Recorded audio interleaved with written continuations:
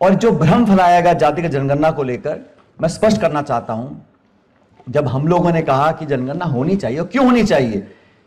हम सबको पता है किसके क्या जाति गोत्र है, वो जानकारी कोई बहुत ज्यादा मुश्किल नहीं है। तो आप सेंसस करें, उसमें एक कॉलम और ऐड कर दें कि आपकी जाति क्या है, वो लक्ष्य नहीं है।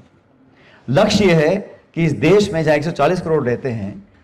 कम से कम आधे से ज्यादा लोग पिछड़े वर्ग के हैं और हमारे दलित भाई बहनों आदिवासियों की गिनती पहले से होती है। उद्देश्य था कि एक इस प्रकार का साइंटिफिक डाटा हमारे पास हो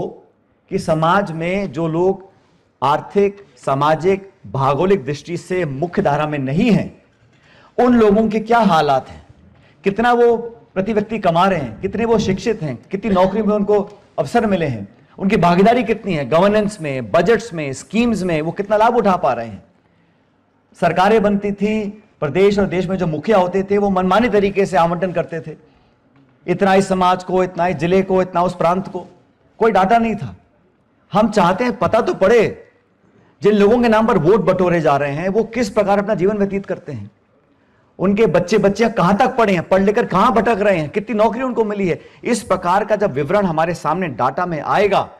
तो हम कह सकते हैं कि हमने 100 रुपए आवंटित किए थे इस समाज के कल्याण के लिए और यहां पे सिर्फ 20% पैसा यूज किया है, या यहां पर सब बहुत प्रगति कर चुके हैं, हमें किसी और वर्ग को विद इन ओबीसी देखना है, क्योंकि ओबीसी भी कोई एक समाज नहीं है।